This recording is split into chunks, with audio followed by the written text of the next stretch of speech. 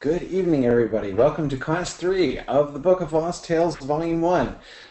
As you can see, I'm not home this week. I'm on the road. I'm coming to you tonight from lovely Charlotte, North Carolina, where I am for a conference this week.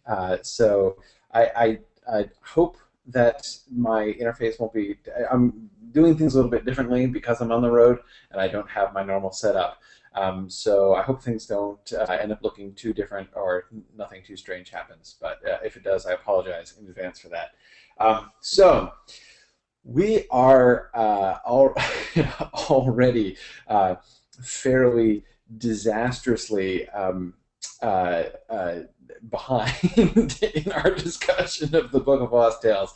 And we are... I'm kind of... coming to peace with that, actually. You'll notice, of course, in the schedule that I have slotted some, not weeks off, weeks like next week we're still having class, but I don't have new reading scheduled for next week. That is largely because I had a sinking suspicion that we would be behind by this time. Neil says many of you are behind in the reading. This is certainly, you'll notice, especially those of you who did the Unfinished Tales class, the reading in the Book of Lost Tales is significantly more challenging, I think, than Unfinished Tales, even the early, the first stage sections of Unfinished Tales. This is much harder going in many ways, both because of the particular approach that Christopher Tolkien has taken, that is the fact that we have the text and the notes and sort of the commentary and that kind of scholarly apparatus that he's placed around the story, which is much more intrusive in that way than it was even in Unfinished Tales. And again, I'm not complaining about that. I really do think it was the best way for him to have done it, but it makes it a harder read and harder to follow along and certainly harder to immerse yourselves in. But it's also just simply, I think, much more alien. With Unfinished Tales, there is the sense, well, at least I always have the sense in reading Unfinished Tales that I am, getting something exciting, that I'm sort of seeing behind the scenes. I'm learning more about the stuff that I really wanted to know. Here, we're encountering something that's strange, something that's kind of familiar that we think we know, but it's kind of strange, and in some ways, even the elements of familiarity to it make it almost the more off-putting. One example of that I plan to get to tonight is the depiction of Fui. Yeah, if you love Nienna as much as I do from the Silmarillion, then the character of Fui, as it is described in these chapters, is kind of difficult to sort of deal with. Roy has suggested, I trust flippantly, that we just skip some chapters. Roy, that is certainly not going to happen. But I am, however, going to be kind of jumping around a little bit. I'm going to today go back and I'm not just going to sort of go through and do the stuff in order last time that I didn't get to, and then I'm going to do some some stuff from last time, but sort of combine it with some things. I want to sort of follow some primary themes between this week and next week, our sort of catch-up week. And the way that I'm wanting to structure that is I want to spend tonight primarily looking at the depiction of the gods, at the depiction of the Valar and these other spirits that we hear about, as well as looking at, as I mentioned at the end of last class where I wanted to begin tonight's class, is looking at some of those essential mythic ideas that we can see really informing Tolkien's thought, stuff which we can know is going to be important for the whole rest of Tolkien's career, and which I think we can really see some really powerful early versions of in these early stories. But then we're going to look at the depiction of the gods. We're going to look at the Valar themselves and some of the their actions and motivations. And then we're going to, then next time, I don't have any serious aspirations of getting to this tonight, but next time I then want to look at the children of Iluvatar. The discussions from chapters 2 and 3 about the fates of the children of Iluvatar, their natures and their fates, and in particular, looking at that really intriguing stuff that Christopher Tolkien draws attention to in his commentary about the sort of eternal destinies of the children of Iluvatar and the way that Mandos is set up, and that kind of confusing business, and his poem about Habanan and all that stuff. So that stuff I'm still going to do. We're not going to get to that tonight. I'm going to save that for next time, and combine with that next time a discussion of the coming of the elves, and they're bringing the Valar, bringing them over to Valador. So that's the plan. That's how we're going to do this. You know, I think we'll be back on track. But however, I do still want to encourage you as we come into next week. Next week is our first official Q&A session, and I don't want to completely lose the Q&A element in my desire to catch up with what we've gotten behind on. So I do strongly encourage you. You know that one of the other reason that I schedule those classes is for you to be able to have these times to sort of pause and look back on what we've done so far. Obviously, the discussions that we've had, the elements that I'm really sort of choosing to highlight and to emphasize, these are things that that really interest me and that I think are really fascinating, and especially thinking about them in conjunction with Tolkien's later works. But goodness knows, not only am I not going to cover everything, but we're not going to. There are many different angles and many different sort of questions that could be asked, or sort of trains of thought that could be pursued in talking about this material. So if there are things that I haven't hit on, stuff that you would like to talk more about, be very happy to see if we can work some of that into. So I encourage you again. You can send me an email. You can post that in the questions box tonight. As I've done before, if you could kind of flag that at the very beginning of your comment, if you just put the word topic and then colon, just so that I know you're proposing a new topic, and I can come back to that for next time. Or if you want to send me an email, you can do that to olsen@mythgard.org is the best way to do that. So anyway, okay. So on to what we're going to do tonight. On to myths and the gods. One of the myths that comes up, which I think is really fascinating here, is this issue of the sea longing. This, of course, is something that we get very persistently throughout Tolkien's works. Their hearts were glad because of air and the winds, and the matters whereof the earth was made, iron and stone and silver and gold and many substances. But of all these water was held the fairest and most goodly, and most greatly praised. Indeed, there liveth still in water a deeper echo of the music of the Ainur than in any substance else that is in the world. And at this latest day, many of the sons of men will hearken unsatedly to the voice of the sea, and long for they know not what. Now, that's certainly something that we've seen lots and lots of times, right? If you read Tolkien, the sea longing is something that continually comes up. This, of course, is an element we get. This sort of discussion of water and the significance of water is something that we see in the later version of the Ainulindalë, the published Ainulindalë. But I think that his emphasis here is, to me, particularly interesting because of the way in which he's directly invoking and linking it to this question of the sea longing. And you see what he suggests about that, right? That this longing seems to be an intrinsic. On the one hand, the subject of this paragraph is water. Right, the nature of water, and through that, sort of the nature of creation itself, the creation as we see it manifested in the music of the Valar, and the significance in many ways of that metaphorical structure, the significance of this whole figure of the music of the Ainur, that creation itself, the world as we see it and are surrounded by it, is the embodiment of these plans and desires, and remember of the choices and wills, that is, in a sense, of the desires of the Valar themselves, right? They added to the music. They added their own wills, and they and those things are embodied in the elements and in the world and in history also.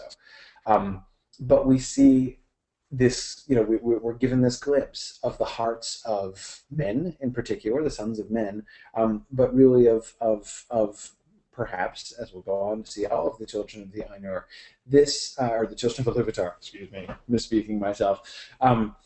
This nature of this longing is an intrinsic force. So again, in a way, this is about water, but I think, in sort of a deeper way, this section is telling us something about the hearts of men, about the hearts of the children of Iluvatar. And that, I think, is this touches on a point which I think is clearly critical. I think critical to Tolkien's mythic concepts throughout his career, but especially keenly stated in these early writings. The essence of desire, the importance of desire, and the way in which it's desire that seems to link the hearts of the children of Iluvatar back eventually to Iluvatar himself through the world, right? Their desire and their love for the world, and their desire and seeking of the Valar, but again, through these and all of these things back, I think, again, to that music that is given to the Valar in the first place. That's the context of this in the music of the Valar really sort of suggests that to me. Arthur asks him, does this sort of evolve into men seeking beyond the world? Arthur, in some sense, I do think we're going to see developments in that way. And hang on to that question for when we come back next week and talk about the fates of the children, because I think that this is all wrapped up in that. Part of the issue is that he doesn't seem to have worked out nearly as clearly the nature of the fates, the ultimate destinies of the children of Iluvatar. It's not nearly as clearly articulated, and I don't think it's just a question of articulation. I don't think it's as clearly worked out in his head here. So you're right, Arthur, that sense in which men desire something further is something which does get emphasized in his later writings. But here, we're not seeing that emphasized, right? Men long for they know not what.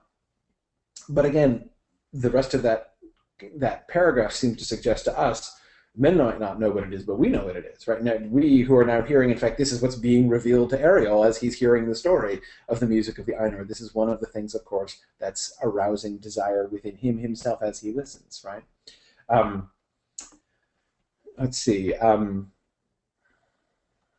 Okay, Roy asks, why water, though? It makes intuitive sense, but I still don't really understand why water and not stone or soil or something else. Roy, in some ways, I think this is a simple answer to that question, and I promise you in advance it's not going to be a very interesting one. But water is the one which most obviously connects with the imagery, with sort of the metaphor that he's building here, that he's working with. That is to say, with the metaphor of music. Soil or stone is nice, but it's not very musical, right? Whereas water is indeed very musical, and the sound of the waters. And of all these, water was held the fairest and most goodly. Why? Because it doesn't say because, right? Indeed, there liveth still in water a deeper echo of the music of the Ainur than any substance else that is in this world. That, although it doesn't say because, that seems to be the reason, right? Why water is held the fairest and most goodly and most greatly praised. So, I think it's sort of the musical, the role that he has placed music in, sort of the essence, the essence of the sort of the musical nature of water is clearly an essential part of the process here. And the way in thinking, so we have to sort of think back from this to the way that the music is being used, and the way we see music both as a reflection of the mind of Iluvatar and as as both, not the reflection, that's not the right word, where music is sort of the outpouring of the thought of Iluvatar. It's the expression of the very creative force of Iluvatar himself. And then that is in turn, sort of embodied and not just reflected back, because as we saw last time, the Ainur are not simply, sort of mirrors, or, they're not just bouncing his music back to them. They're taking it and they're making it their own, and then they're bringing it forth in that sort of sub-creative process, not just reflection. But anyway, the way in which all of that stuff is tied up with music, that seems to be a really critical element here, I would say. Okay, let's see. Don asks a great question. Was Tolkien a musician? No, so far as I know, he wasn't. You'd think so, wouldn't you? If you read this, you'd think like, oh, he must have been in love. No, no. He seemed to love the idea of music. That for him, music seemed to conceptually seems to convey something, which was obviously very powerful to him. Um, no, I mean, and I'm not trying to say it's not that he wasn't musical at all, but you certainly wouldn't sort of know from his lifelong activities. Again, it's not like he was somebody who was sort of playing instruments and stuff his whole life. Timothy points out that, of course, his mother and wife were interested in music. Yeah, sure, absolutely. But again, it's not like he is a musician, and this is sort of kind of expressing him. Don follows up by saying, perhaps a connection with the music of the spheres. It does seem to me that is one of the things that's really informing Tolkien's ideas. This is not something that he's fundamentally inventing. The concept that expressed in music is it's a medieval idea, that the spheres of the heavens resonate and make music. And that fundamental harmony is this sort of deep and nonverbal, in a sense, sort of superverbal expression or articulation of God's love and the sort of the unity and harmony of all creation. That's an old and very traditional idea. So that's very very often what I have associated the music of the Einar with, and that seems to certainly inform it. But moving on the longing front for a second. We get the character of Tin Fang Warble. Now, I'm going to hold off on talking about the Tin Fang Warble poems that Christopher Tolkien gives us. I am delighted that Christopher Tolkien gives us so much poetry. One side note that I will permit myself to indulge in here, though I'll save a close reading of the poems. That will be my reward if we get through. If we get through the stuff that I plan to get through by next week, then we'll do some looking at the Tin Fang Warble poems. But just the thing that I would point out that I cannot forbear to digress on, you'll notice notice the poems that Christopher Tolkien gives us are usually earlier than the text of the Lost Tales that we're actually getting. That is, most of the time, these bits of poetry that we get in at the end in the commentary or in the notes, Christopher Tolkien is showing us poetic ideas that pre-existed this stuff, these concepts that Tolkien has already sort of articulated or begun to feel out in poems, which he then comes back and incorporates and thinks through and kind of ties together.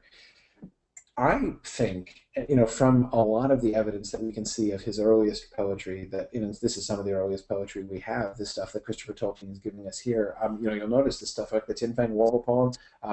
Those poems are like from 1914, 1915, really really early.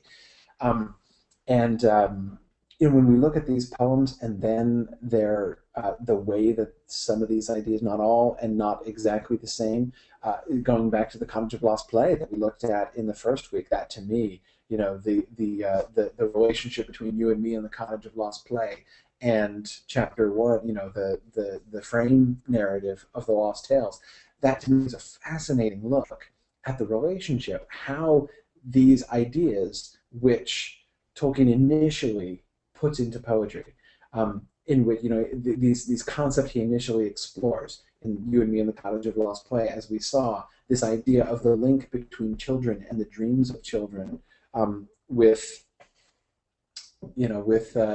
with Fairy, and with this cottage that he describes, and with the link between human beings, of course, in this case, apparently himself and Edith, his wife.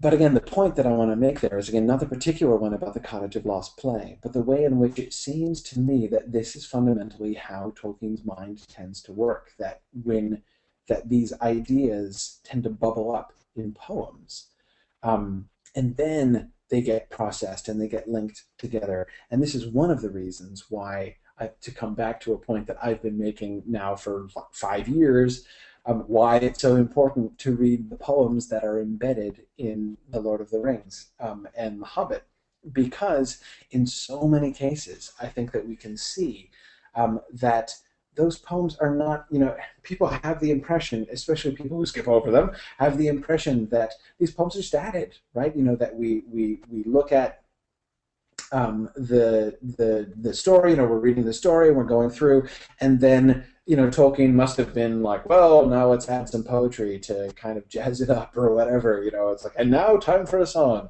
Let's do a musical. Let's add a musical number here.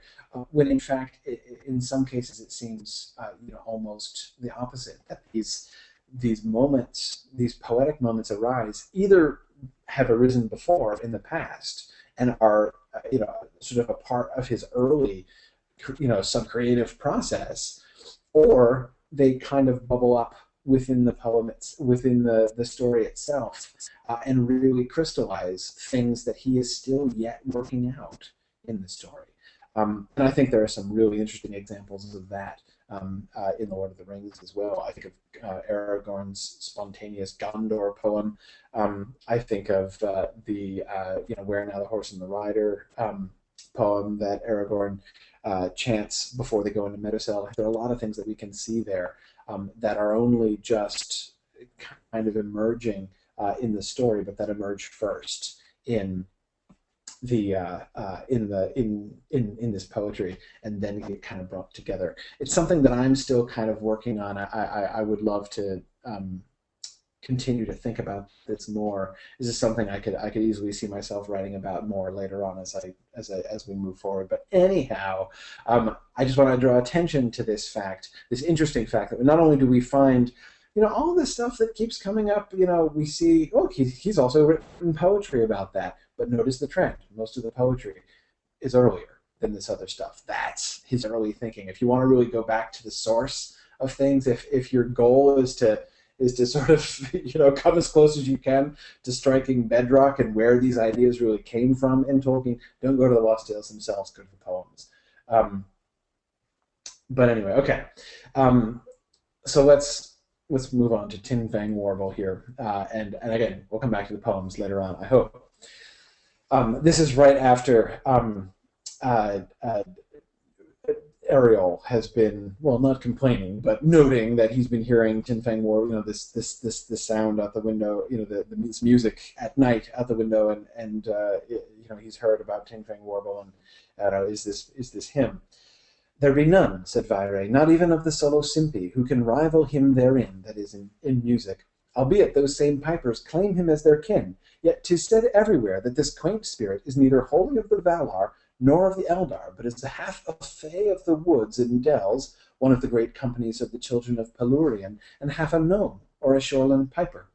Howso that be, he is a wondrous wise and strange creature, and he fared hither away with the Eldar long ago, marching nor resting among them, but going always ahead, piping strangely, or whiles sitting aloof. And then skipping a little bit, "Aye," said Ariel, "and the hearts of those that hear him go beating with a quickened longing. Meseemed 'twas my desire to open the window and leap forth, so sweet was the air that came to me from without. Nor might I drink deep enough, but as I listened, I wished to follow I know not whom, I know not whither, out into the magic of the world beneath the stars."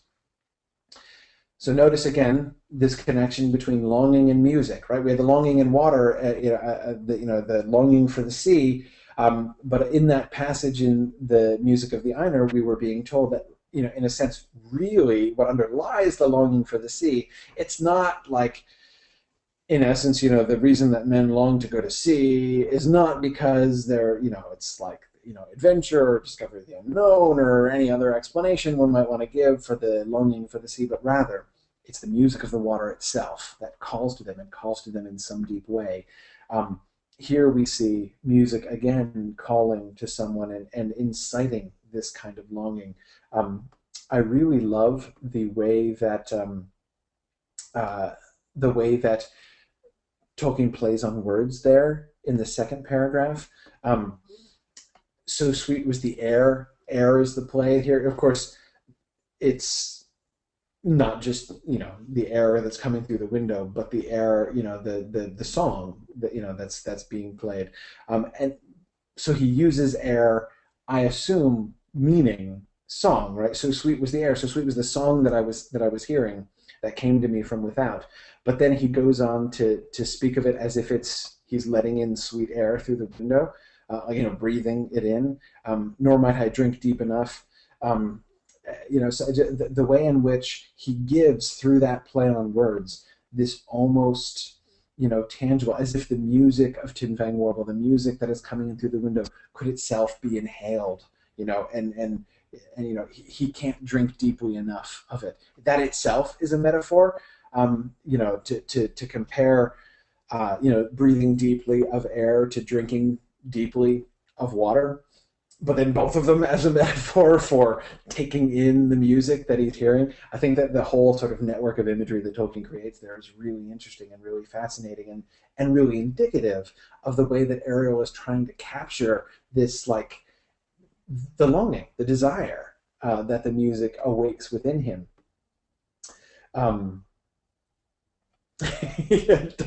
Don says Tin Fang Warble is a Pied Piper clone and a Tom Bombadil prototype.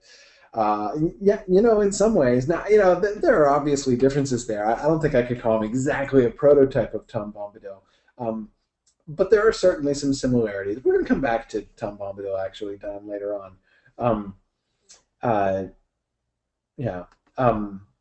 Now, Sarah asks a really good question, and Sarah, I too couldn't help but think about this as I was reflecting on this and reading through these passages again. Sarah King asks, do I think the longing that Tolkien is talking about here is the same thing as what C.S. Lewis called joy? I don't know that it's the same. This is one thing you...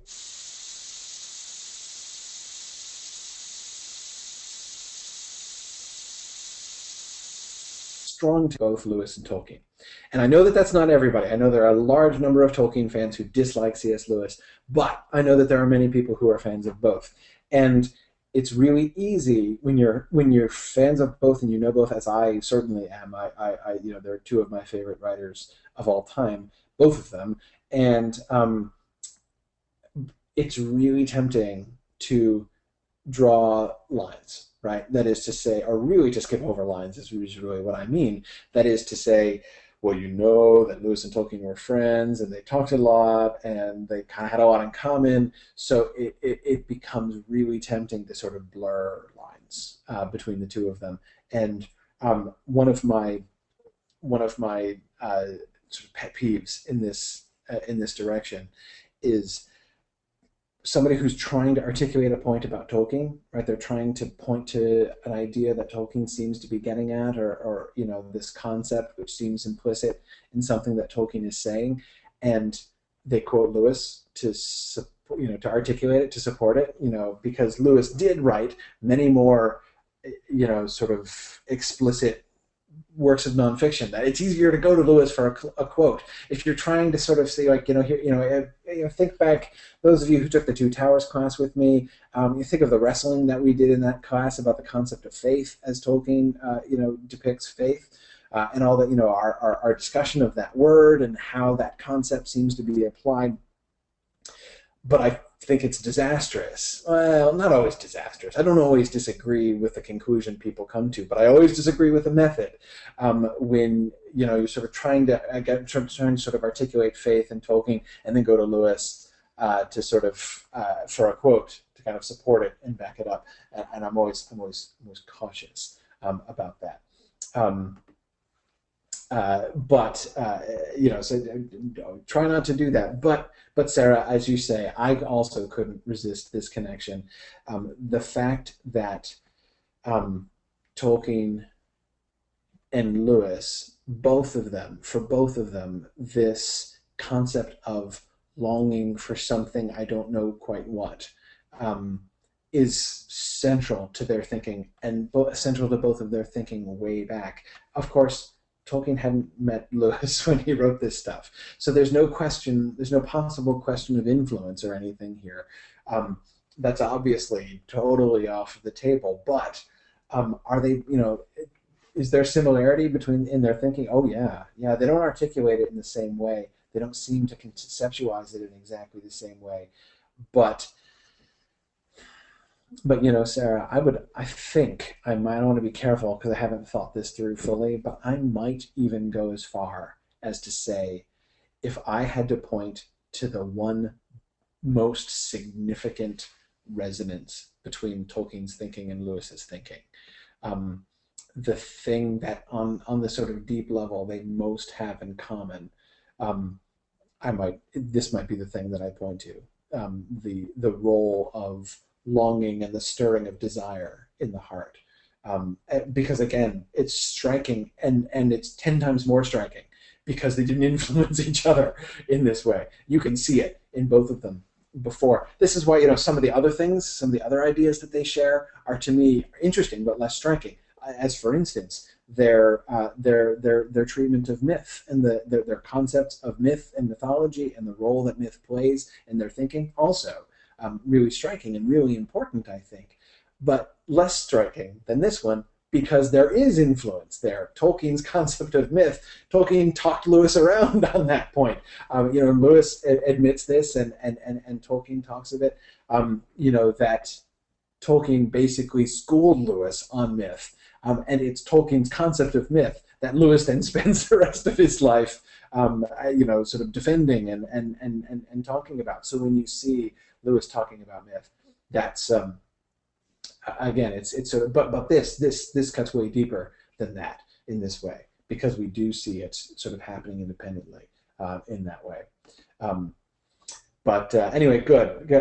Kate has two interesting comparisons coming back to Tin Fang Warble here and the impact that Tin Fang Warble has on Ariel. Kate says, this reminded me of the effect of Mary's horn on Sam during the scouring of the Shire, as well as a bit of the effect of Goldberry on Frodo. I think those are both really fascinating links. Kate, I'm especially fond of the second one. The first one, it's true, I agree. The way in which people, the hearts of the hobbits are stirred when they hear the horn of Mary. We certainly do get there a sort of a parallel with the hearing of music and the stirring of the heart by music, but in some ways that's kind of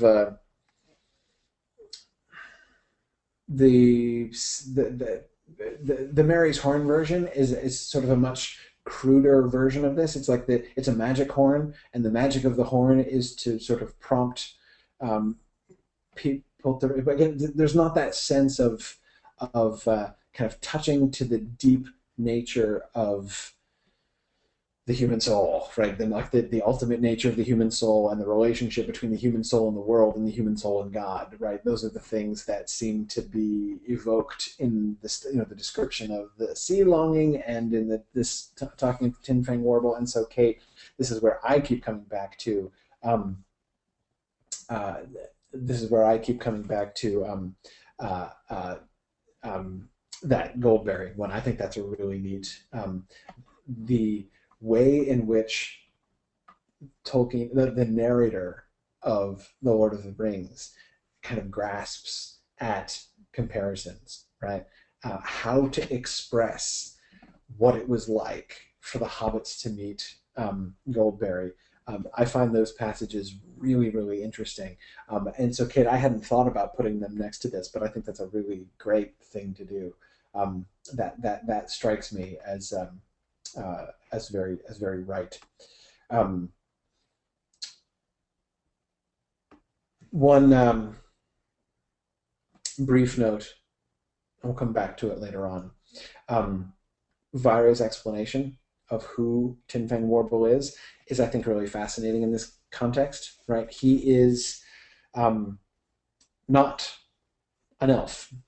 He is half a fae, and the fae um, are not fairies. Fairy and fae are not synonyms in the early language of the Lost Tales here. Fairies and elves, those are synonyms, but a fae is not a fairy.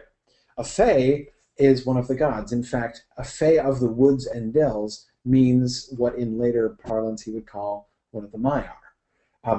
The fae are those of the spirits of the gods, the people of the gods, as they are described. These spirits who are not children of Iluvatar, who are associated with the gods. That's one important sort of distinction to make. But again, the way in which Tin Fang Warble, who is the source of this music, who excites this longing in Ariel and indeed in everyone, the way that he is described as being this mix. It's the first indication we get of anything like this, of any sort of actual joining between the elves and the gods, the elves and the fae, the fairies and the fae. The fact that he is of both worlds. He is of the elves, but he's also of the faes of the woods and dells.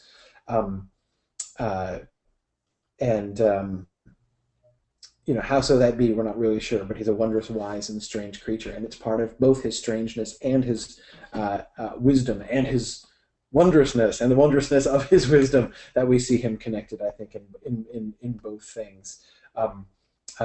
Because, again, in some ways, it makes him almost a perfect embodiment of this longing, doesn't it?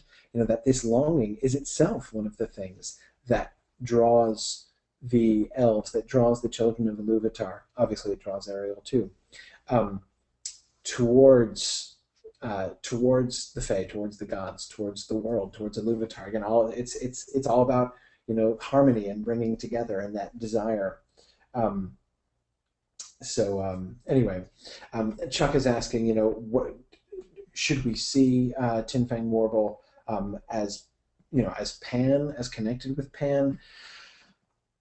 I'm resistant to that, Chuck, for a couple of reasons. And actually, I try to remember to come back to this explicitly. We're going to get to this kind of thing. That is, to the issue of the relationship between the gods in the Lost Tales and the gods in sort of, traditional, external, non-Tolkien pantheons. I want to come back to that issue a little bit later on. But anyway, okay, let's see. So looking through some comments that I missed here. Okay. Oh yeah, Arthur asks, Tin Fang is Luthien. No, Tin Fang Warble's Luthien's brother. There's that one passage. And this is why it's so important to read the notes, because sometimes you get some really excellent nuggets in the end notes on these chapters. Christopher Tolkien gives this one this note that Tolkien wrote and then crossed out, right? That said that Tin Fang Warble was the brother of Luthien, the child of Linwe Tinto and Wendelin, that is to say, Thingol and Melian.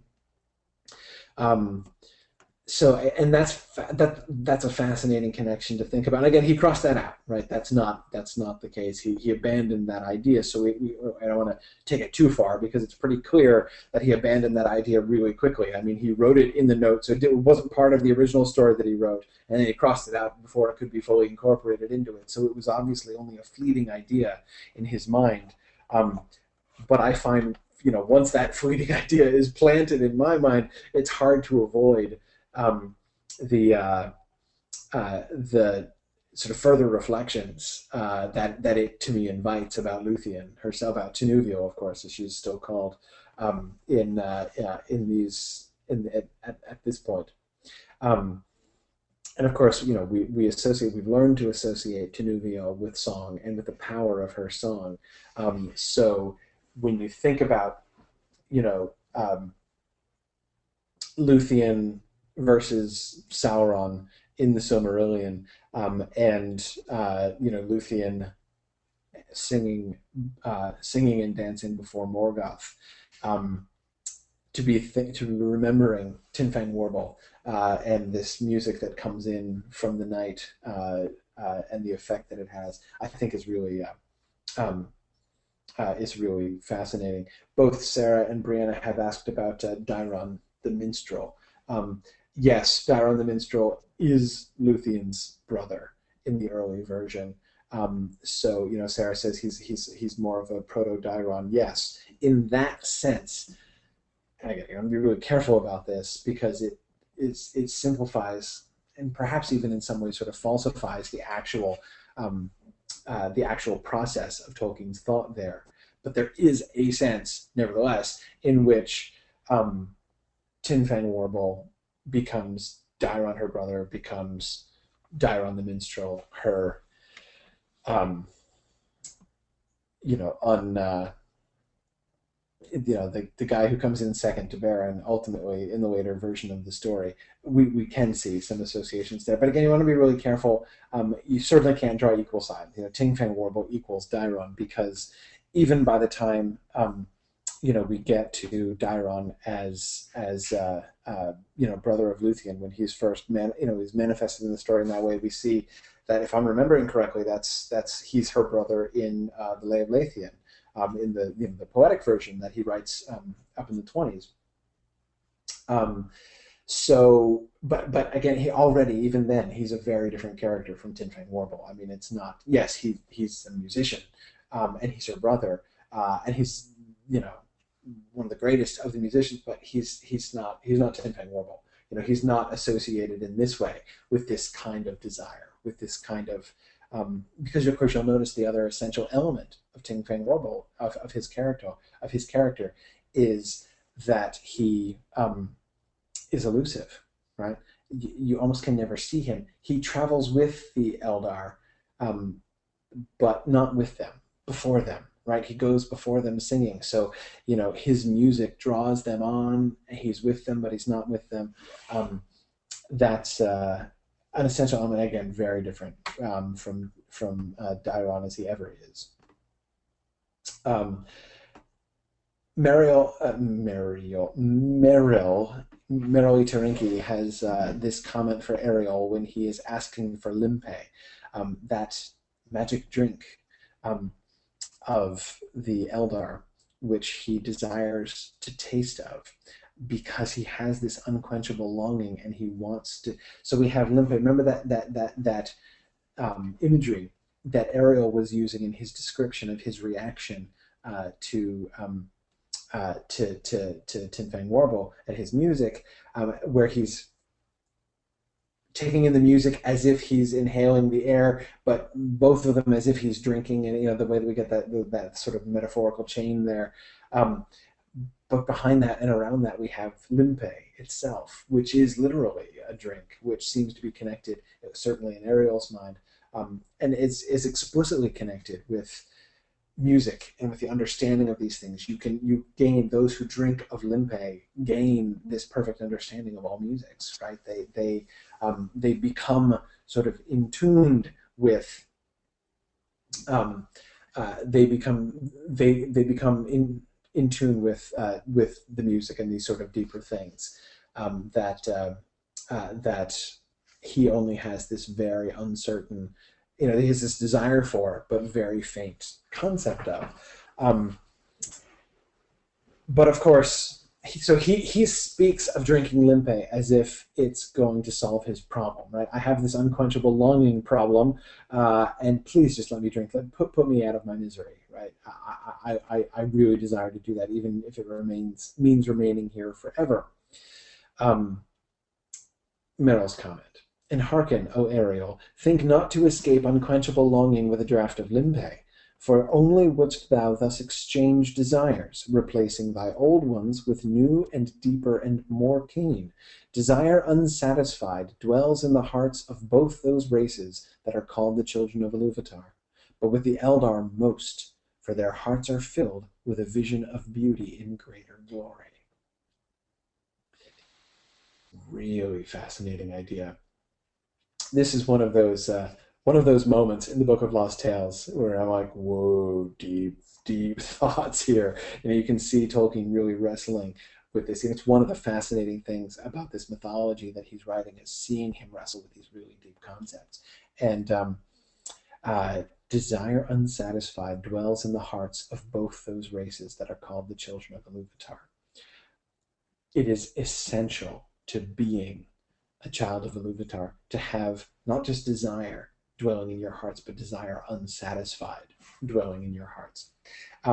So drinking limpe doesn't solve the problem, right? It, in a sense, makes it worse, if you want to call it worse, right? It's not bad. It's part of being who they are. Why are the Eldar? Does unsatisfied desire dwell most with the Eldar? Why do they have a bigger unsatisfied desire problem, if it's a problem, than the men do? Because their hearts are filled with a vision of beauty in greater glory, which is counterintuitive, right? Certainly counterintuitive to Ariel, who's like, look, give me limpe, then I'll understand better, and then I'm not going to just be I'm not going to be in the dark anymore, right? I'm not going to be just longing for something I know not what, then I'll know what, right? And then I will have satisfied desire, and that'll be better. No. The more you know, the more you desire. It's because the Eldar have a vision of beauty and great glory, because in a sense they do see clearer, and they do know more, and they are more closely in touch with these, and because of that, their desire, there's more unsatisfied desire that dwells in their hearts, not less. Anyway, I think this is really fascinating. Several people are thinking back to, or rather thinking ahead, way ahead, in Tolkien's chronology, to the Akalabaith. Kate says, this seems like a lecture for Ar-Pharazôn, as well as an answer to what happens to Frodo and Bilbo. Kate, again, wonderful connections. Yes, certainly this is something. Now, I think this would have been lost on Ar-Pharazôn, who was by this point, by the point at which he really needed a lecture, thinking only of power and not about desire at all.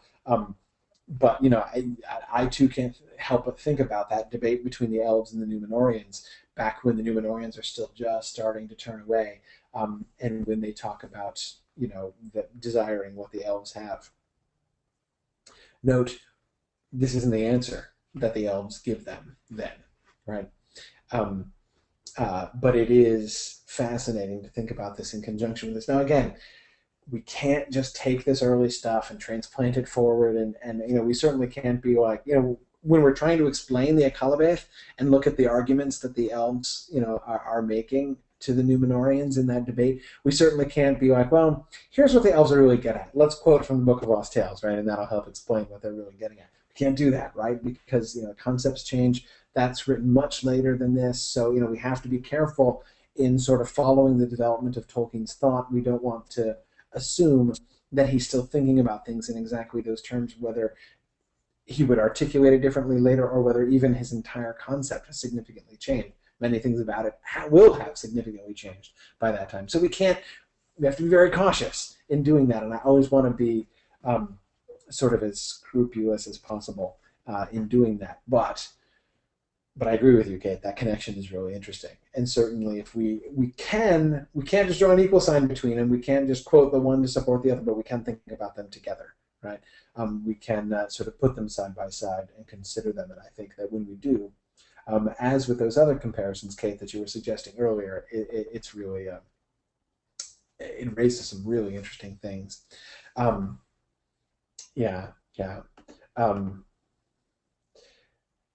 Arthur asks, is this the seed of the theme of men wanting to be like the elves and the cause of all their grief? Again, Arthur thinking of similar things, and going back to these debates. I don't. Arthur, in some ways, I think my answer to your question is yes. Is this the seed of the theme of men wanting to be like the elves? And is this, sort of the cause of all their grief? Yes, this is but I'd emphasize seed, your word, seed, right? This is the seed of those things. that is all of the ways in which we see men envying the Eldar, whether it be sort of most explicitly with the Numenorians, or sort of men being dissatisfied with their lot and their fate in other ways. This is the seed. That I do think that this unquenchable longing, this desire unsatisfied, which whether it be sort of in a smaller way, like the longing that the music of Tin Fang Warble excites, or whether it be this sort of deeper, more kind of ontological statement that Tolkien is making here about the nature of being a creature and what that implies. This concept, I think, of this unsatisfied desire is something that we will see Tolkien pursuing throughout his career. That I think that this is a concept, this is an idea, which is going to be essential to Tolkien's thought and his writing always. Which is why I think it's so interesting to look at it here. Kate says this is the fascination of the History of Middle-earth series, to see how he is working things out. Like he doesn't really know what he thinks until he writes it down. He's really working these things through. Again, remember, this is his first attempt at integrating these things into a consistent system.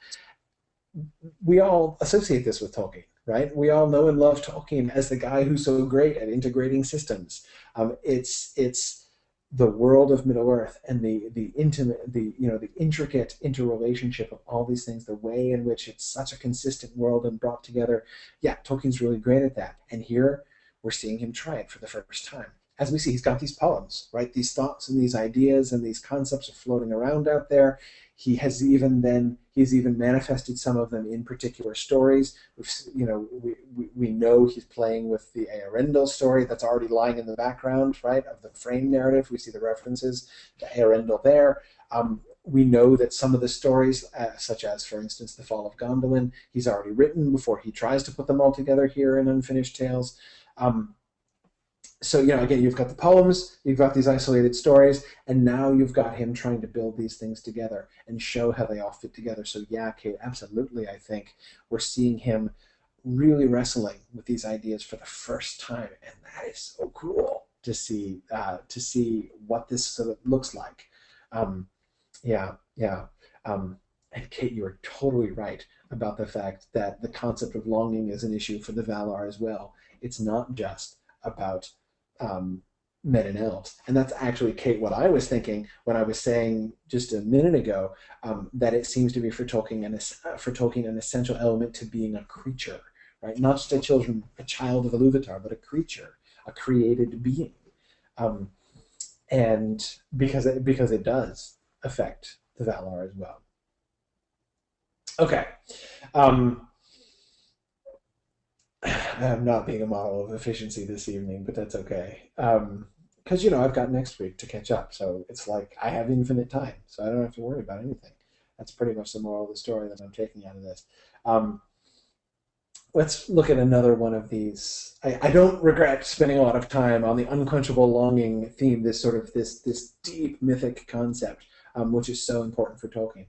But there are other concepts which are going to be really important in his thinking in the future. And I want to look next. Nancy's laughing at me for calling a week infinite time. It's an extra week, So since it's an extra week, I feel like, oh boy, compared to trying to think of having to finish everything up tonight, it's like I've got the rest of the world practically. So anyway, I want to look at the trees. So here's his description about the trees coming to birth. Now in the midmost vale they digged 2 great pits, and those are leagues asunder, yet nigh together beside the vastness of that plain. In the one did almost set 7 rocks of gold, brought from the most silent deeps of the sea, and a fragment was cast thereafter of the lamp that had burned a while upon Helcar in the south. Then was the pit covered with rich earths that Pelurian devised, And Vana came, who loveth life and sunlight, and at whose song the flowers arise and open. And the murmur of her maidens round her was like to the merry noise of folk that stir abroad for the first time on a bright morning. There sang she the song of spring upon the mound, and danced about it, and watered it with great streams of that golden light that Olmo had brought from the spilled lakes. Yet was Cullolen almost o'erflowing at the end. But in the other pit they cast 3 huge pearls that Osse found in the great sea. And pause here for a second. As I'm doing this, I meant to say this before I started reading the passage, but there's still time. I want you to point out, what are some things that you notice? One of the things that we're getting, one of the reasons that I loved this passage, I've not given you, of course, the passage which actually describes the sprouting of the trees. Instead, I find a real richness in this passage because this gives us sort of the mythic concept that underlies the 2 trees, if you see what I mean. Look at the descriptions that he's giving here and tell me what you see. What do you think are the important elements or the important images that we get here? How are we getting the 2 trees contextualized for us by this passage, if you see what I mean by that? So I'd love to see your observations, what you think are really interesting and important elements in these descriptions. Back to number 2. In the other pit, they cast 3 huge pearls that Osse found in the great sea, and a small star Varda cast after them, and they covered it with foam and white mists, and thereafter sprinkled lightly earth upon it. But Lorien, who loveth twilights and flittering shadows and sweet scents borne upon evening winds, who is the lord of dreams and imaginings, sat nigh, and whispered swift noiseless words, while his sprites played half-heard tunes beside him, like music stealing out into the dark from distant dwellings. And the gods poured upon that place rivers of the white radiance and silver light, which Cylindrin held even to the brim. And after their pouring was Cylindrin yet well nigh full. Okay. What do we see here? What do you notice? Okay. Neil is pointing to the 7 rocks of gold. Yes, I find that really fascinating, and Neil then generalizes a little bit later on. Treasures from the sea. Nancy also pointing out that we have both the rocks of gold and the pearls, right, from the sea. Now, again, we've already looked at the significance of the sea, well, not the only significance of the sea, but what's emphasized about the sea and how the sea, contains this reflection or even sort of echo or continuation of the music of the Ainur. So that seems to me a non-coincidental link, right? That at the bottom, in some sense, not in a structural sense, but in a sort of figurative sense, the foundation of each of these mounds from which the trees are going to spring, within these things where these things which are going to nourish the lives of the 2 trees. The trees are spoken of as the great work of Yavanna, right? Remember the conversation with Feanor when he's being asked to break the Silmarils to enable the trees to be healed, and Yavanna has just said, there's some works that I can only do once, and Feanor's like, yeah, me too, right? So again, the parallel that's established there, we have the Silmarils is obviously the great masterwork of Feanor, and the trees are the great masterwork of Yavanna, right? So Chris, I agree. We don't have the trees as being just simply the great masterwork of Pelurian, as she's more commonly called here in the Book of Lost Tales. It's much more of a group effort. So I think that that's a really important observation. We see the trees as in this way more essentially connected to all of the Valar, not quite all, but many of the Valar here. Olmo's contribution and Pelurian is there, but also Vana. So we see in Lorien, of course, with the other tree. All of those are really essential. Good. Kate was just making exactly the same point, Kate Neville, about the group effort. Good. Kate adds, they're more elements than simply light. They're like an entire outgrowth of Arda and the Valar.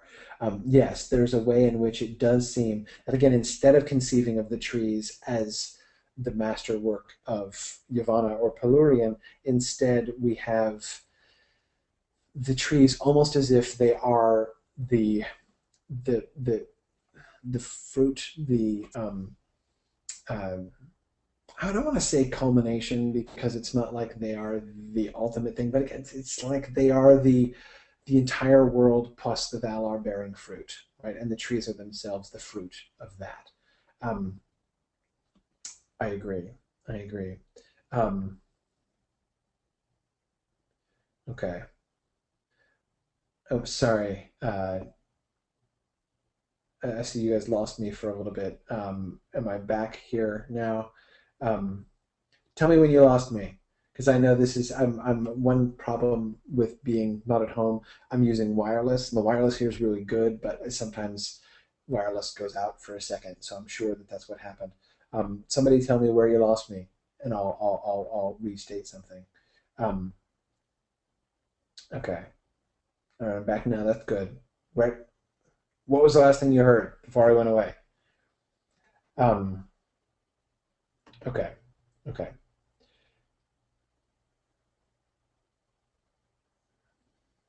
I didn't remember where I left. Okay.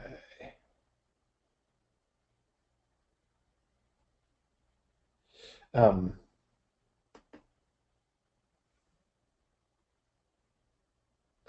okay, just at the beginning of when I was talking about group effort. So I do want to go back and say I just want to make sure to sort of get clear where we lost it there. Um, okay, I'll do that again then, just to make sure we don't lose that. And please do tell me. Feel free to tell me right away if you're losing me again. I apologize for that happening. As I said, it's not quite as reliable as the wired connection I'm able to do at home. Okay, the trees are more of a group effort. Chris Stevens rightly points this out. Kate Neville makes the same observation. And this strikes me as a really essential element. It's something that's really fascinating about the trees as he depicts them here. What I was saying when I think I was gone is that we see in the later published Silmarillion that the trees are more characterized as the masterwork of Yavanna, right? And there's that scene with when Feanor is asked to break the Silmarils, where we have the explicit link or the explicit parallel rather between the Silmarils as Feanor's masterwork and the trees as Yavanna's masterwork. Both of them have done a great work which they can't replicate, right?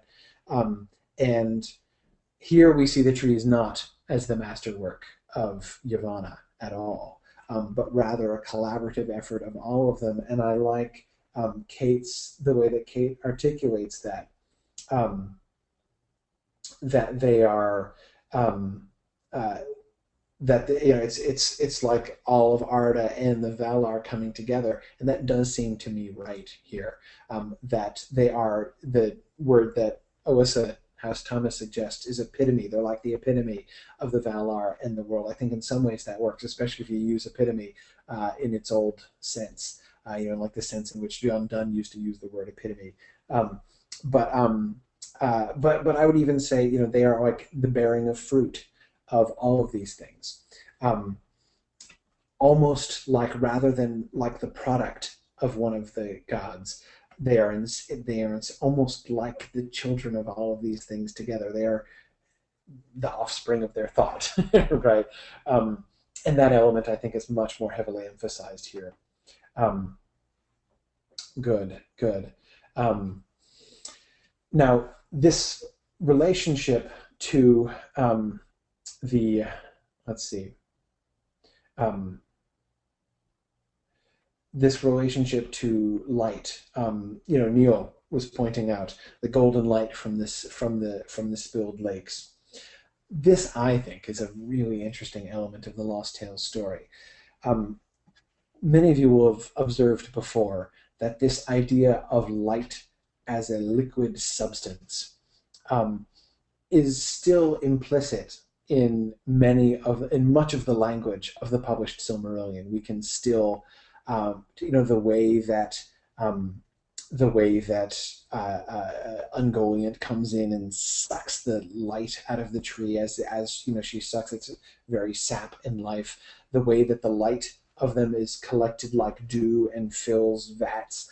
So we still get, even in the published Silmarillion, that language which conceptualizes light as this like tangible liquid substance. That trend, of course, is much more emphatic in the Lost Tales. We see that idea is still there in the published Silmarillion, but it's been toned way down from where it was before. The idea of the lamps, the great lamps of light being spilled, and that liquid light running out and being lost, and then sort of gathering up and trying to retain as much of that light as possible,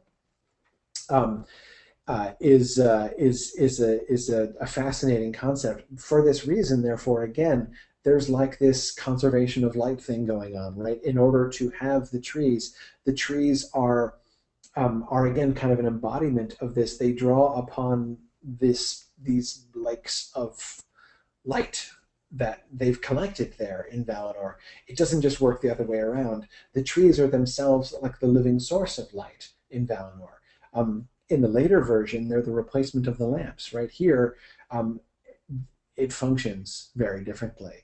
And we have this idea almost like there's a certain amount of light that's created, and it's embodied in this liquid, and they don't make any more of it. The trees are not generating light; they're recycling it.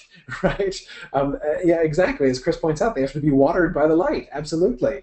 It's like in Valinor, we don't have the water cycle; we have the light cycle, right? From the vats to the trees and back to the vats. And it even, speaking of that, it's even actually descending. Light and beauty is in Valinor, but there is a deep twilight upon the world, for the gods have gathered so much of that light that had before flowed about the airs. Seldom now falls the shimmering rain as it was used, and there reigns a gloom lit with pale streaks or shot with red, where Melko spouts to heaven from a fire-torn hill. This is a passage, of course, later on, but it's fascinating to me in sort of seeing this, the way in which we see this, not metaphorically, but literally, being embodied within the story here. This idea, again, it's not light as liquid is not just a metaphor. It's a physical fact in Middle-earth here. And so again, here we see the light cycle going on in Middle-earth as well. Shimmering rain seems to be like actual rain of light. But of course, we also see the way that this, to crudely adapt the metaphor in a different way, the way in which this shines a light upon the Valar and the choices that they're making. Arthur points out that we have, here, greedy gods keeping the light for themselves. Yeah, we do get that element with the Valar here. This passage really jumped out at me as a kind of indictment, I think. And we'll come back to that when we look at the way in which the choice to invite the elves, the Eldar, to come live with them in Valinor, the way that that's depicted here in the Lost Tales, which is pretty striking compared to the published Silmarillion. But yeah, that light, they've hoarded it, and they're not sharing it. Not only are they not sharing it, they've drawn it away. Middle-earth is now dark. The Great Lands are now left in twilight, because all the light and beauty is being hoarded in Valinor. We're not getting dragon imagery here. It's not. I don't feel safe in making that comparison. But of course, notice by saying that, I've made it implicitly anyway. And to me, one of the consequences of that, one of the fascinating consequences of that, is the implications about Melko there. Pale streaks are shot with red, where Melko spouts to heaven from a fire-torn hill. Middle-earth, the Great Lands, as, when the Valar leave them and go to Valinor, being sort of abandoned to Melkor and Melko, excuse me, and at the mercy of his creatures and of his tumults. That's still here, or rather, that was there originally here in the Book of Lost Tales.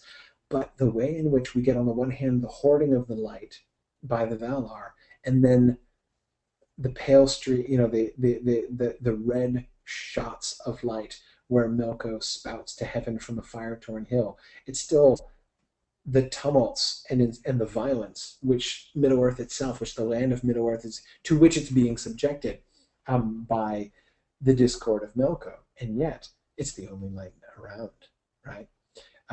And that, again, to me, is an even more powerful indictment, which I think is really fascinating. Yeah, but Chris, you're right. That is retained. There is an element of that which is still retained in the Silmarillion, that the light of the trees is blocked from Middle-earth. It only is enabled to come out through the Kalakirion, right through the gap.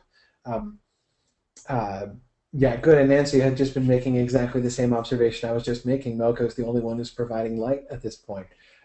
Yeah, I agree. Yes, and Chris, you're right. This element is still there, but it's I think it's much more emphatic here. The way in which this is clearly an indictment, clearly the Valar not getting things right, is something that I think is much more prominent in this text. Okay, I want to move on a little bit to the sort of the nature of the Valar as we see them, and not just the Valar. Here's a description of those whom we will later call, well, no, it's actually not this one. Again, back to the state of the Great Lands, after the Valar leave. At that time did many strange spirits fare into the world, for there were pleasant places dark and quiet for them to dwell in. Some came from Mandos, aged spirits that journeyed from Iluvatar with him, who are older than the world and very gloomy and secret, and some from the fortresses of the north, where Melko then dwelt in the deep dungeons of Autumna. Full of evil and unwholesome were they, luring and restlessness and horror they brought, turning the dark into an ill and fearful thing, which it was not before. But some few danced thither with gentle feet, exuding evening scents, and these came from the gardens of Lorien. Okay, I wanted to bring this is to me sort of a transitional thing. I want to move to look at the nature of the gods, the nature of the Maiar and the Valar, as we see them depicted, and what kind of general conclusions we can draw about that. But I wanted to touch on this first, not only because we get here sort of a glimpse of these other spirits, and we see sort of these what will later be called Maiar in sort of in action here. But I wanted to bring this up also because I think that this is another really powerful mythic idea that we'll see Tolkien working with later in his career, for which I think we can see lots of survivals in The Hobbit and The Lord of the Rings still. And that is this idea that the world is full of strange spirits that fare around in the world. Think of the number of times in The Hobbit and The Lord of the Rings when we encounter in the story beings and spirits who don't have anything to do with the story, who don't have any, who aren't necessarily on anybody's side, right? Who are just there and have been there for who knows how long. This, I think, is a mythic concept that we see Tolkien never loses. The idea that the world is full of, is peopled with these strange, sometimes hostile, sometimes not hostile, but still kind of scary, and gloomy and secret, and all of these things. You know, sometimes we get beautiful spirits dancing with gentle feet and exuding evening scents. Sometimes we get gloomy and secret spirits. Sometimes we get evil and unwholesome spirits. Lots of different kinds of spirits, but of course I'm sure you can all think of many examples of this kind of thing. Chris, yeah, Tom Bombadil. Now again, I know Tom Bombadil is a separate history, and there's the poem of the adventures of Tom Bombadil and all that. That's not what I'm saying. The point is this idea that you can go into the Old Forest. Think of the Old Forest, right? The Old Forest is a perfect example of this. All over, again and again, in many different ways, right? You have Old Man Willow, right? You know, you have this old spirit of the tree, whose song fills the whole valley, and you know, and who's he? You know, where's he from? What's up with him? What's his story? We don't know. You know, he's just been there. Tom Bombadil, Goldberry, right? They're spirits who are there, who've been there for a long time. But then you have and Kate, yes, the stone giants, absolutely, absolutely. Um, then you have, but again, the Old Forest, the Barrow Wights too, right? Again, I know they're given more of a history later on in the appendices. It's spirits that were sent by the Witch King to fill the barrows, whatever. But again, just the concept of, as we wander through this land in the story, we encounter things. The Watcher in the water, right? Those nameless things that gnaw the earth at the roots of the mountain that Gandalf encountered when he was pursuing the Balrog up to the peak after his fall, right? The Balrog itself, right? That we awakened something that should have remained at rest. The fact, all of these things. Again, there's so many examples that you can come to again and again. There are all of these spirits around. The world is crowded with this kind of mystery, and many of them are scary, right? This seems to be again a concept that, although he doesn't dwell on it that much, and in the sense of sort of theorizing about it and making them a central part of a central part of his. Again, they take significant roles in these episodes in the story, but we never get their stories, right? We never see, they're not woven into the story. They pass in and out, or rather, the people as they wander pass in and out of their areas that they've been in for a really long time. Anyway, Arthur asks a great question about those. Why doesn't Sauron know them, and how can they be older than he? Quoting, of course, Gandalf here, who says those things, describing those nameless things that gnaw the earth. Even Sauron knows them not; they are older than he. Gandalf says. Arthur is asking, how is that possible? Okay, here's a very tentative kind of answer to that question, Arthur. I find the question of older or eldest to be a sort of a vexed question. I come back to this sort of the famous debate. This is not quite as famous a debate as the legendary debate of whether or not Balrogs have wings. No, there's nothing really to debate about. But anyway,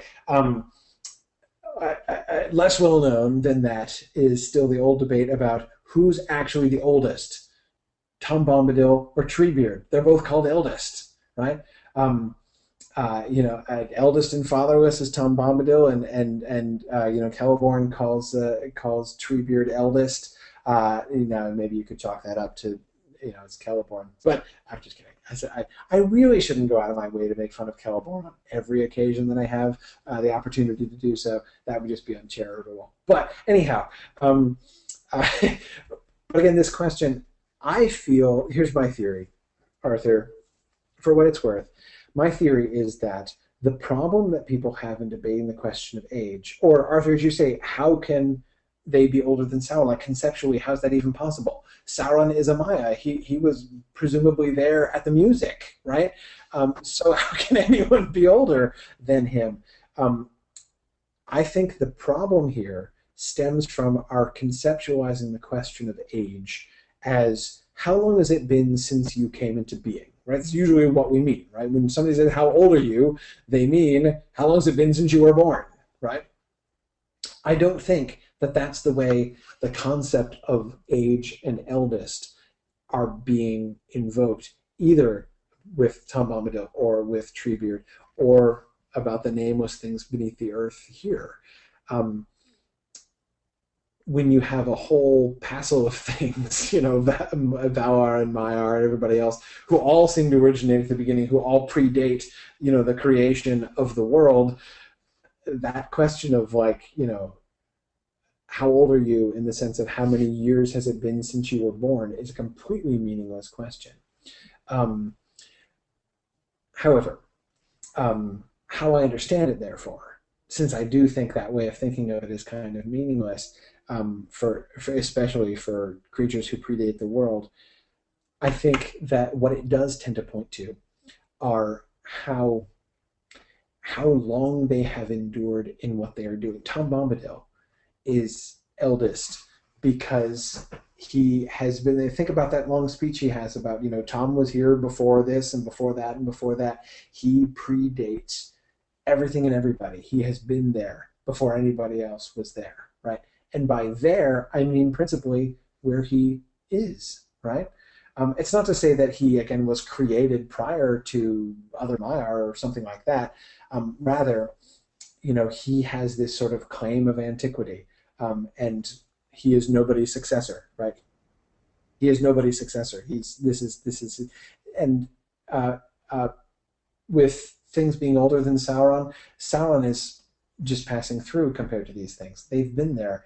Sauron was amusing himself up in Beleriand and then doing goodness knows what beforehand. Serving under Melkor up in Autumno. But meanwhile, these nameless things gnawing the roots of the earth, they've been gnawing down there this whole time, right? Sauron doesn't know them because he doesn't pay any attention to them, right? He doesn't see them, he doesn't govern them, he's not met them. We don't really know, but we clearly have Sauron. So again, it's not that they're older than he, but they've been there for longer. Sauron is a local phenomenon, right? He's just passing through Middle Earth compared to these guys, right? That's how I understand that. I don't know. I don't know if that's right. Chuck says maybe the question should be, when did they come into the world? Maybe, but again, I even think in the sense of how long have they been in one place seems to be impacting it also. That again, one of the things that makes Tom Bombadil be able to claim I am eldest is like, I have been here in this spot for longer than anybody else. And not only longer than anybody else has been in that spot, but arguably longer than anybody else has been in any spot, right? Or at least as long as anybody else.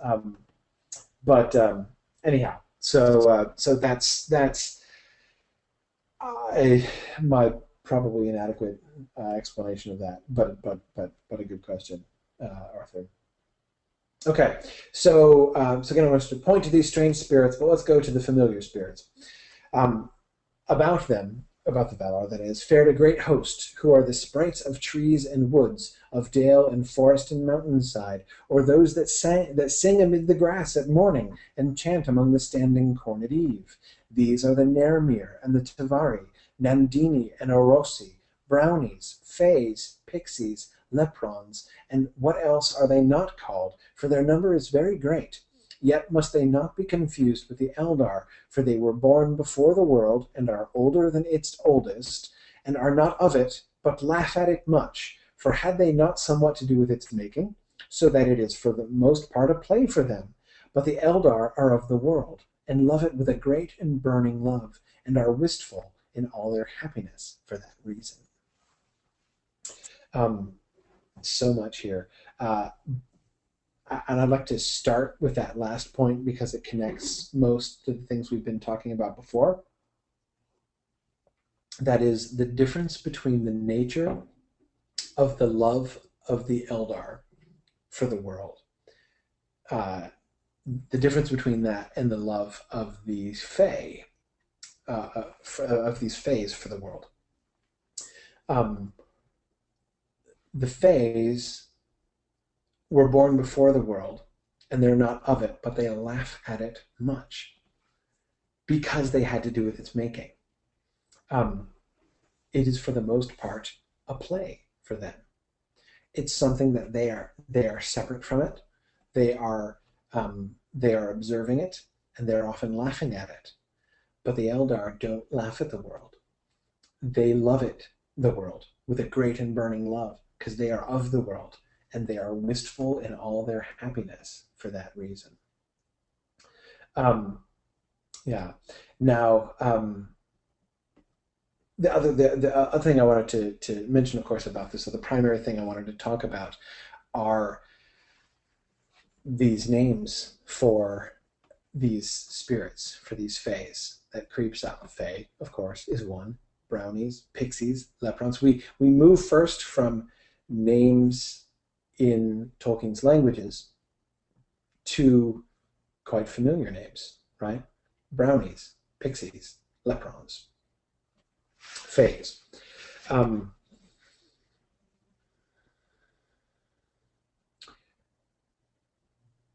What do you make of this? Think about Tolkien as writing mythology, right? What does this suggest to us? What conclusions can we begin to draw about Tolkien's mythology and his approach to mythology by the fact that he has included the words brownies, fays, pixies, leprons to describe these creatures? Do you see what I mean by that? I find this really revealing.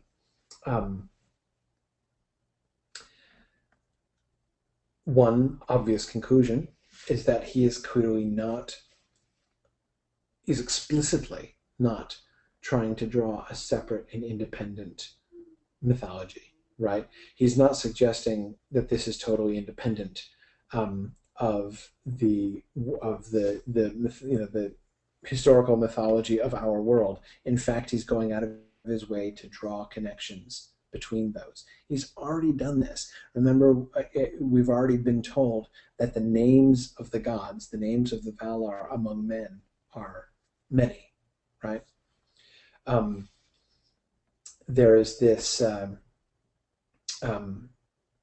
Kate says, I saw this as a way to try to fit current folk traditions into his mythology. Yes, definitely, Kate. I'm pausing, though, because I wouldn't put it in exactly that way. It's not about fitting folk traditions into his mythology. Daniel, more like that. Daniel Morris says it's almost like a real history of these familiar terms. Yes. That's more, Daniel, the direction that I am thinking about it. He's pointing to something which underlies all of these things, that this work of integration that he's doing. He is not writing an alternative mythology. He's writing a mythology which embraces the local traditions, right? Remember, he's not just writing a mythology for England, he's writing a mythology of England, right? These traditional stories that people have, they came from somewhere, right? They're not made up. They're not just invented. They have their, in this way, let me see if I can do this without digressing for too long. I'll try.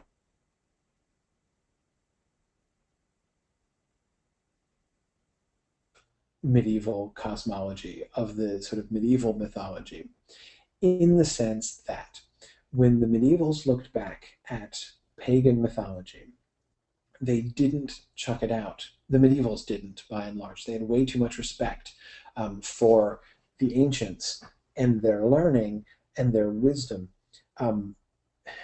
Some modern people have the idea that the Christian Middle Ages looked down upon pagan mythology, and were like, oh, don't read that trash, that stuff is wrong, it's full of lies, and Christianity is the truth, forget about that, pay no attention to the pagan mythology, purge it away. That was not at all their approach. That's not at all their thinking. There certainly was the school of thought that said those creatures which the pagans worshipped as gods were demons who were deceiving them, right?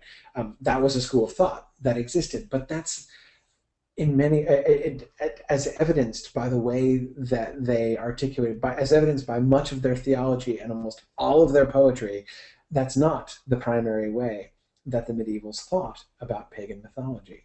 They believed that the pagans, again, they were very wise. They didn't have the whole truth, which they can't be blamed for, because it wasn't revealed to them, right? God didn't tell them this stuff. God didn't give them the Bible, right? They didn't know these things. They didn't know the fundamental nature of things, but they made observations. And the observations that they made about how nature works and all of this stuff, this was, those observations were true. They perceived true things about the world. What they lacked was how to fit that into the big frame, right?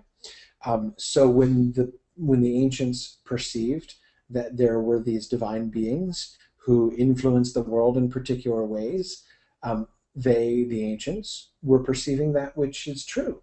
And the medievals believed that. The medievals believed that there was a super powerful spiritual being who dwells in the third sphere, who has feminine characteristics, and who influences the world in a particular way, namely to induce peace and harmony among peoples and to induce love and harmony between individuals.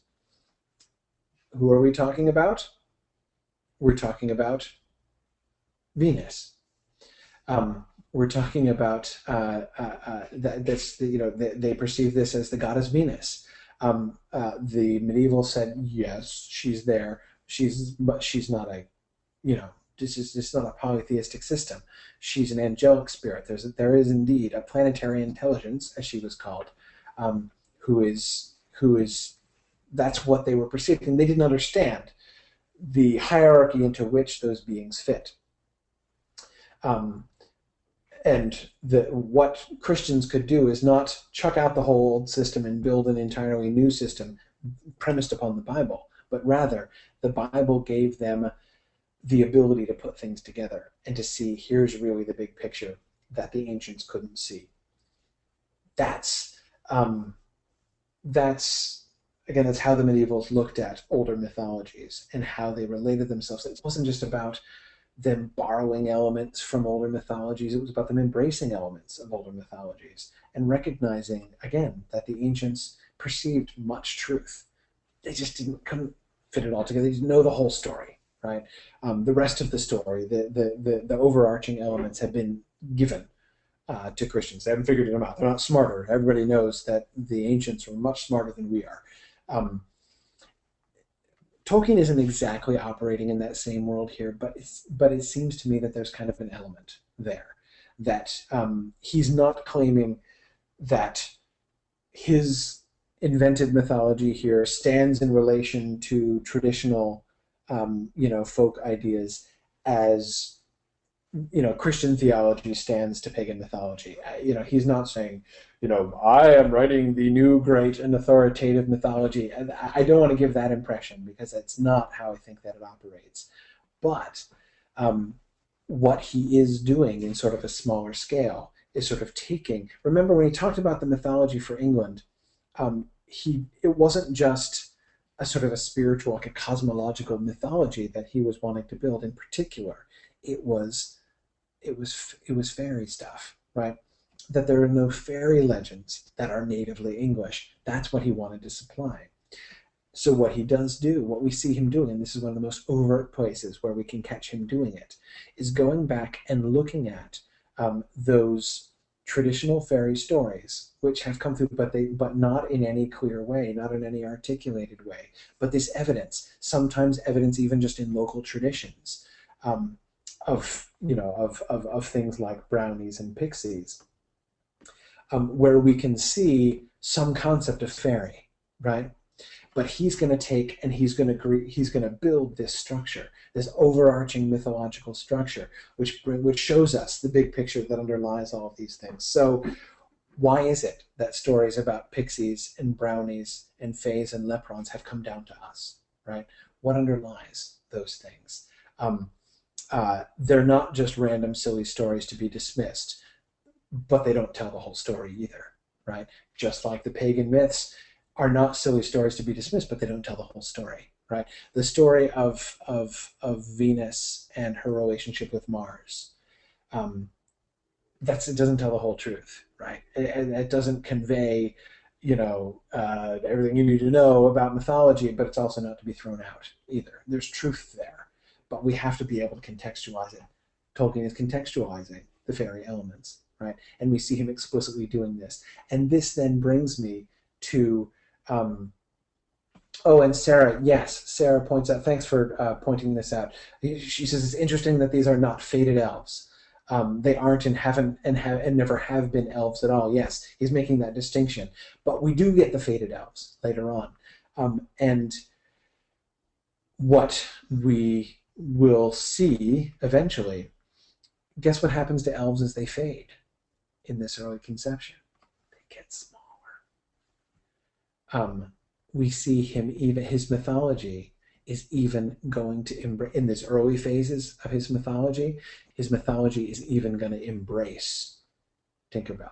It's even going to embrace diminutive buttercup fairies and explain how buttercup fairies came to be buttercup fairies. He's not ditched that idea. He's not rejected it yet, not in this early stage, because we can see that. We've already talked about how we get him dealing with issues of diminutiveness in the fairies already in this story, when we see more of it eventually as we go through the Lost Tales. Anyway, from here also we can get the larger picture of the pantheon of the gods, of the Valar themselves, and thinking about the relationship between. I'm always resistant.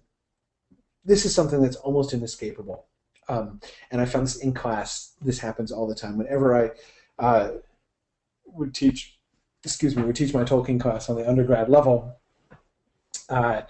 we start going through the Valar, right? And I'll start putting, like the names of the Valar up on the board and everything. And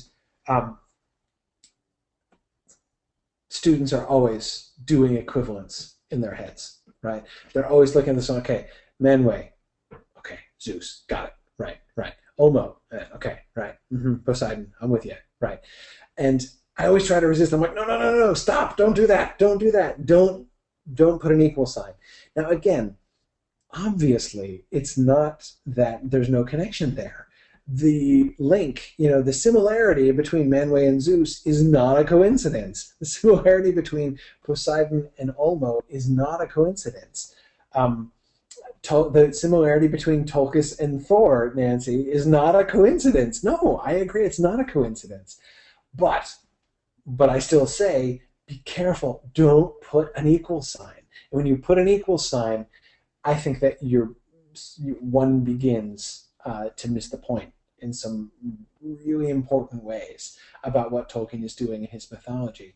He is not just saying, Manwë is code word for Zeus or for Jupiter. No, he's not. Instead, what we're getting, again, this sort of the overall spirit of this is this is being revealed to us as if this is the truth that underlies that, right? Yes, there are uncoincidental similarities between Thor and Tulkas and between Zeus and Manwë, not because they're exactly identical, but because those are different names, those are different concepts. They have been, what we're being told here again is sort of what underlies those. So is Tulkas Thor? Sure, in a certain way, I can see that. Not in all ways, right? They're not identical. They're not exactly the same. They're quite similar in some ways, in many ways even. But again, what he's pointing to is I can remember the names of the gods among men are many, right? And we have this idea of part of the fictional frame, not the Commons of Lost Play frame. I don't mean that. I mean part of the fictional framework of this whole mythology is that, again, we're sort of seeing behind those things in a way that the mythologies of human history are later and less well informed than the elves, certainly, because the elves came and dwelt among the gods. They know who Tulkas is, what his names are, and what he's like, right? Other humans who lived much later and who don't know them as well perceived some things about them which are true, and other things, that are sort of different. Yes, Andrew, it's about archetypes in some ways, absolutely. Um, we're getting, here are even the descriptions of the Valar themselves is often metaphorical, right? They're being character, because even their physical representations are in some ways just a sort of a manifestation of a part of their essence. It's not even that the description of them, their physical descriptions and their words and actions are necessarily, the true description of them, whereas the others are more partial. Again, it's not even really about that. Even those descriptions and manifestations are only partial. But there is this sort of this thing that dwells above it, this essence, this archetype behind all of these things. So it's the idea of getting, again, not equating the two of them, but getting past, taking Manwë and taking Jupiter and other versions and concepts that are similar, and seeing what is, being invited, I think, to see sort of what is beyond, how all of this fits together. But that's not the overall effect of this story. One of the things that fascinates me about the Lost Tales is at the same time as I think we can see this movement happening in Tolkien's mythology as it's articulated here, this movement for sort of, again, showing what lies behind all of this stuff, it also is very much like an example of one of those mythologies, right? That is, we see the gods acting in ways which are much less remote. This idea of the Valar as archetypes feels much more like the Silmarillion, doesn't it? The published Silmarillion. Manwë doesn't have that much of a personality. He has some personality, but not that much of a personality. Tulkas has a great personality, but again, we don't get that much of him. Aule is different. The gods are, in their description, the Valar in the published Silmarillion are far more remote. They're less personable, right? They're less like people. Their personalities are less. They become, in the later version, less well-rounded characters, right? And that is one of the things that I think is really interesting about this. What the stories that we get of the actions of the Valar, they're trooping out to capture Melkor. That's a fascinating comparison. Not just the differences in the story, that is, the differences in how they approach Melkor to chain him compared to, in the Lost Tales to the published Silmarillion. But the overall attitude, the tone of its description, right? The way in which we get in the published Silmarillion this description of, like, then did the Valar make war upon Melkor, and it's, we have this bigger picture sort of survey discussion. Remember Christopher Tolkien in the introduction talking about the difference between, being in close to the characters and sort of stepping back and giving a sort of a synopsis of what happened. But the effect of that choice of giving the Silmarillion stories as that kind of a synopsis also has a significant impact upon the depiction of the characters. When we just hear, and then the Valar went and made war upon Melkor, and then, and Tulkas cast Melkor down on his face, that conveys a very different character. We think about the Valar very differently when we read that than we do when we get this description of them and their battle array as they march out, and then their debates with each other, and their plan to trick Melkor, and why they decide to trick Melkor, and then how, like, Tulkas blows the plan, right, and just decides, no, I can't follow through with the careful plan that we made. I'm just going to jump up and capture Melkor, and that works out perfectly fine. All of these things are elements that we don't get in the other story, and the result is that the Valar look much more human, I think. And that seems to put the whole sort of mythology on a very different footing.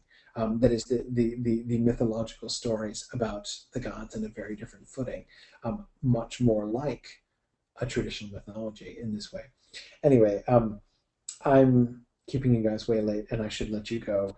I want to, as I say, next time come back to the children of Iluvatar and the fates of the children of Iluvatar, and we'll come back around to looking at the Valar and their choices more in that context, especially.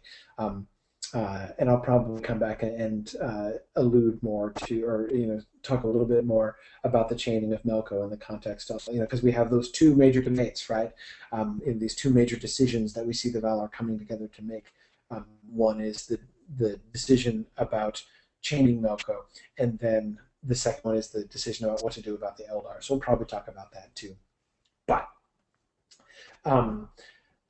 what we'll save the rest of this stuff for next time. So next time, plenty of stuff to talk about, right on schedule, not worried. Everything's going to be great. Thanks for joining me, everybody. Next week, I'm still not going to be back home, but I'm going to be in a different place. So I'll be keeping my fingers crossed that works out. I hope.